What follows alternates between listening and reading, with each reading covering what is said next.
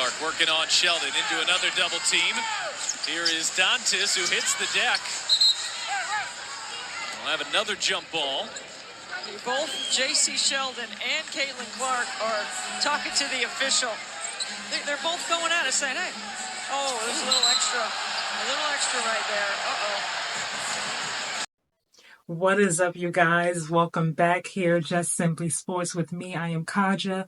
If you're new to my channel, I welcome you. Please hit the like and subscribe button. You guys, we're going to get right into it, okay? Because what you just saw was the beginning of a little bit of a malice and palace situation at the Indiana Fever versus Connecticut Sun game. So that's how it started, actually, and that part of what happened seems to be getting left out, which is why I had to put it in my video here, because for every action there is an equal and opposite reaction. Okay, that was the beginning of it, and now let's fast forward to how it ended. Here is Clark splashing home a three from way downtown. Some words with the Connecticut bench on our way back.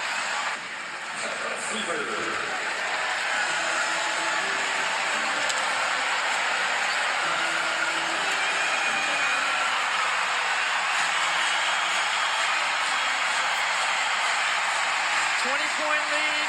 Caitlin Clark with a few words with J.C. Sheldon and Christmas Kelly escorting her back to the bench. J.C. Sheldon is there with her hand in her face. Olsen had it knocked away. Good hands by Allen. And Sheldon comes up with the steal. Sheldon going coast to coast. And here's we got another breakers here as J.C. Sheldon goes right after Sophie Cunningham. It was a hard foul, no question. I'm blaming this all on the officials tonight.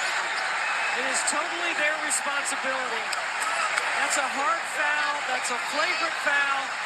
And if they had taken care of the business earlier, we wouldn't be in this situation right now. Well, you can't eject her because you didn't eject Mabry. That's a flagrant foul.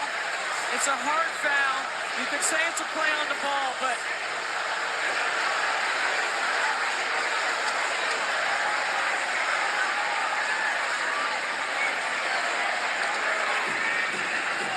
yeah, I think no question this will get upgraded. Yeah, no question. 2 arms above the shoulders. And again, intent is not part of this rule. Cunningham. It's the security that are getting in to break it up, not the officials. And here is what really got this escalated. So that was called a flagrant. Those 2 were technicals. Charles got a technical, and then Mabry for what we thought should have been 2 technicals and ejection. It was called just 1. So there's obviously a lot that happened and a lot to unpack. A lot of blame to go around. I'm just going to cut right to it. Okay, I'm not going to go around it. There's blame to be had on everybody involved. Caitlin was dead wrong for putting her hands on Sheldon.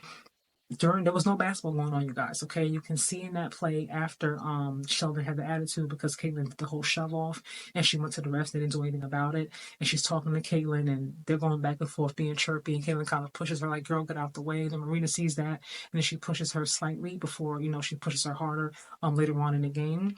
She was wrong. You cannot put your hands on people and then expect that there's not going to be some sort of reaction to it. I don't care who you are. That to me was uncalled for. It was unnecessary because there was no basketball being played and people can say what they want to say.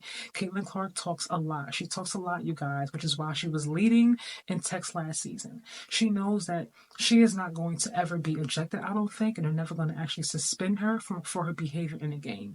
If she does happen to get suspended, it's going to be because of her text adding up to that suspension, but outright for her behavior, they're not going to eject her and they're not going to outright suspend her for her behavior because the masses are there for her and they know if they do, it's going to be a complete uproar all across social media, CNN, NBC, ESPN, and so on and so forth, right? That's just what's going to happen. There's going to be a lot of angry fans, so they kind of let her get away with a lot in terms of what she says and then what she does on the court.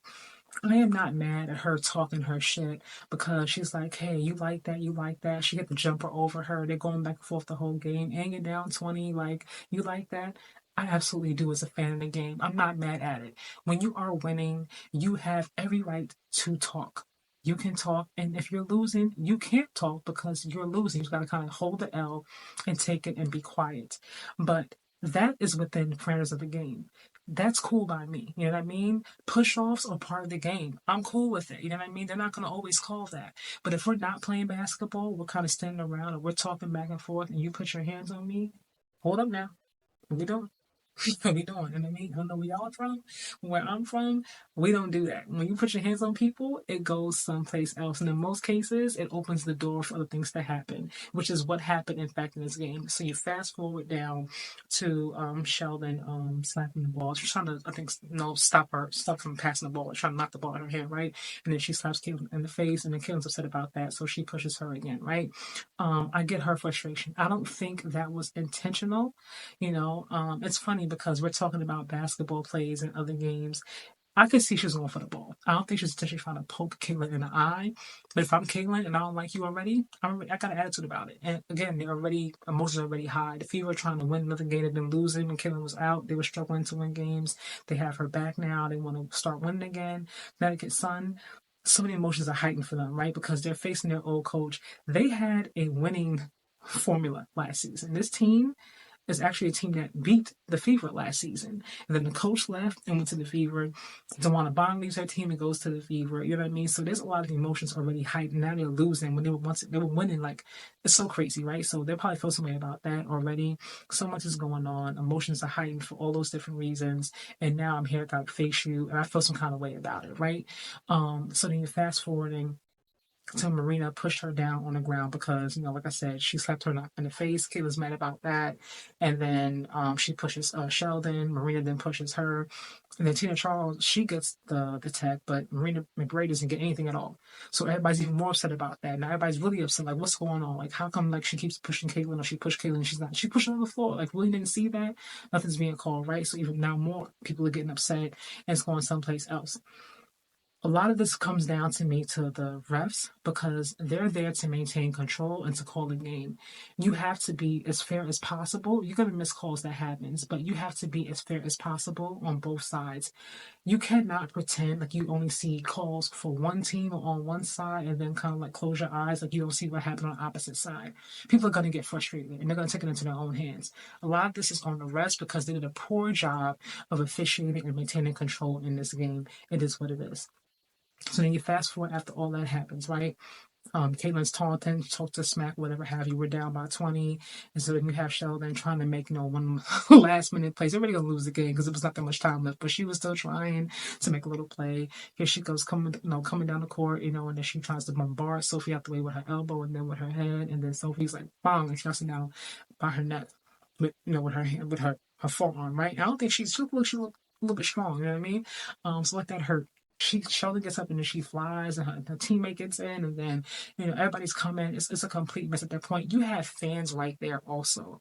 If a fan has seriously gotten hurt or what as a result, then we have a lawsuit potentially, and then everybody they're already behind. This league's already behind. The marketing, the way they conduct the business of the league, the way it's ran, the way she runs it, Kathy, I don't like it at all. I do not like it. I feel like she's really dropping the ball when it comes to the marketing. So much of the narrative that surrounds the WNBA is always more about anything but basketball. It's always the racism that's being talked about. It's everything but just basketball. And even now, I'm curious tomorrow what I'm going to see in the morning on ESPN and Fox Sports and everything else. Like, how they're going to cover what's going to be the narrative that takes place now. And it's always everything but basketball. And it's really a shame because there are a lot of talented players in this league who really bust their ass to put in the work, and everything gets overshadowed but the actual work and the talent that's displayed on the court itself. It's really quite shameful. When it comes to like the long hair, we saw Angel the other day, Connecticut Sun, the same team, right? Something's going to Connecticut Sun. They're going through something. He saw Angel going up for the rebound. And then I forgot who the girl was. She like literally has Angel's braid. Now, Angel's braid is really long. I'll give it that. But you have to know what clothing feels like versus hair. This is two very, very different things. Like they're not even in the same ballpark. So you're holding somebody's braid, but again, she's going up. So at the same time she's going up, you're pulling her back. You can really hurt somebody's neck like that. Now Sheldon brought it on herself, so Sophie has the right to react. You know what I mean? Like I said, you can handle somebody, you can't dictate how they respond. And then when she knocks her down, I'm like, what's going on? You know what I mean? Like she could have really gotten hurt. And if they do not find a way to gain control of what's going on in these games, somebody's gonna really, really end up hurt one of these days because they're getting tired. They're getting really, really chippy and handsy more so than even normal, and they're really, really physical more so than even the men are, in my opinion. But it's gonna go someplace else, and somebody's gonna get hurt. And before that happens, then do something about it. You can't have super long nails because you're gonna poke somebody in the eye. Even if you don't mean to, it's gonna naturally happen because you're playing basketball. It's a contact sport. Your nails are there, and if they're long, you're gonna hit somebody, you're gonna claw somebody, poke somebody's eye out. Like you can't do it in the off season. Do what you're gonna do. If you're gonna have your long hair, your long weave, braids, whatever, that's your business, girl. But in the game, please put it up in a bun, a nice ponytail, keep it cute, because we don't want anybody pulling on it or you getting like your hair pulled or being dragged to the ground, right? Because we don't want that to happen. And when it does, you're going to be upset and you're going to react. It's going to be a big thing. I do feel like, again, that it was intentional, that because when she was holding her braid, but it's long. Just put it up in a bun. We're not even talking about it, right? I'm just curious though. I saw a lot of comments about Caitlin Clark, and you guys didn't say anything about Caitlin Clark putting her hands on Sheldon. I'm just curious, why is that? Are you guys ignoring that part because you're Caitlin Clark fans? Do you feel like Caitlin was justified in pushing Sheldon out of her face, like, girl, get out of here, go away? Or what is it? Because you can be a fan of somebody and still call them out when they're wrong. I'm just curious, you guys, what do you think about this whole situation? How do you feel the commissioner should handle this going forward, especially with the refs? How could the marketing be better for this league? And what do you think should happen as a result of this game? Should they be fined? Should they lose money when they behave a certain way as a result? Because something does need to happen. I'm just curious what you guys think about it. I look forward to reading your comments. And of course, I'll see you in the next video.